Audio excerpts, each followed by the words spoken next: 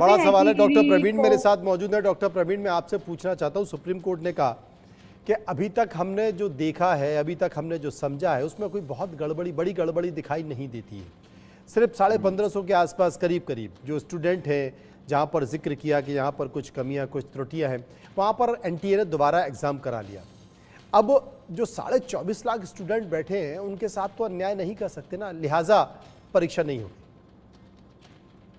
देखिए 1550 भी कोई छोटा नंबर नहीं है। जहाँ पे सीट्स लिमिटेड हों और जो टॉप के मेडिकल कॉलेजेस होते हैं उनमें सीट्स और कम होती हैं, तो नंबर तो कोई छोटा नहीं है।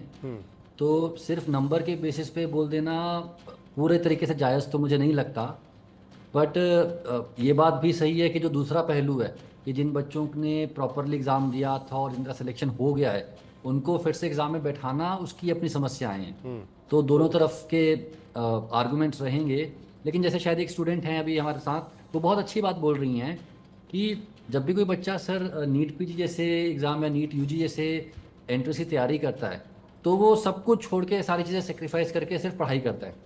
और उसको बस एक चीज़ सही होती है कि मुझे बस बता दीजिए आप मेरा एग्ज़ाम कब लेने वाले हैं, और एग्ज़ाम में सर्टेनिटी होनी चाहिए।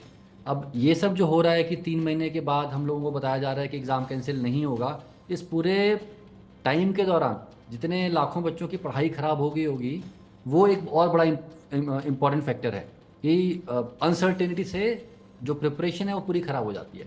और एक लास्ट चीज़ जो मैं बोलूँगा, देखिए मेडिकल कॉलेज में जब बच्चे आते हैं तो इस बात से बहुत फ़र्क नहीं पड़ता कि आप कितने अमीर घर से आ रहे हैं, कितने गरीब घर से आ रहे हैं, गाँव से आ रहे हैं, शहर से आ रहे हैं। वहाँ पे एक मेरिटोक्रेसी होती है कि जिस बच्चे ने एंट्रेंस में अच्छा परफॉर्म किया, जो मेहनत करके आया वो आ पाया, बाकी नहीं आ पाए। जब ऐसी चीज़ें होती हैं कि एग्ज़ाम लीक हो रहे हैं और एग्ज़ाम किस लेवल पे लीक हो रहे हैं, क्लैरिटी नहीं है, किसने किया पता नहीं है, तो उस पर एक बहुत बड़ा सवाल आ जाता है कि जो मेरिटोक्रेसी थी, जो सिर्फ अच्छे बच्चे घुस पाते थे मेडिकल कॉलेज में, क्या अभी भी सच में वही घुस पा रहे हैं, या फिर बाकी तरीकों से भी कॉलेज में घुसना अब संभव हो गया है।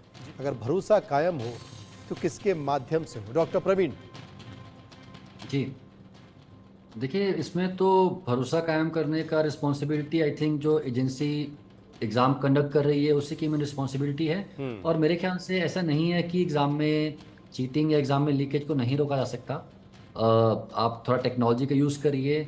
आप बहुत सारे ऐसे मेथड्स आ गए हैं जो कि all across the world use किए जाते हैं, जहाँ पे जीपीएस कैमरा मल्टीपल चीज़ें यूज़ की जाती हैं, जिससे चांसेस इस बात के बहुत कम हो जाते हैं कि कुछ भी लीक हो। और मैं एक बात और बोलूँगा, आप बात कर रहे थे कि क्या सज़ा दी जानी चाहिए। ये बात लोग भूल जाते हैं कि मेडिकल कॉलेज में घुसना जितना मुश्किल है, उससे बहुत ज़्यादा मुश्किल मेडिकल कॉलेज में रहना है। वो जो 4.5 साल की पढ़ाई होती है उनको पास करना और मुश्किल होता है।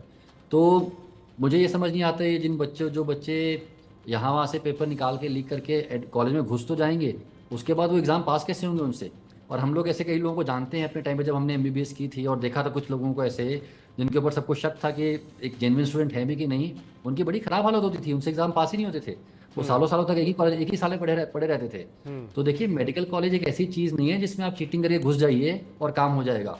घुसने के बाद तो सारा कहानी शुरू होती है वहाँ पे।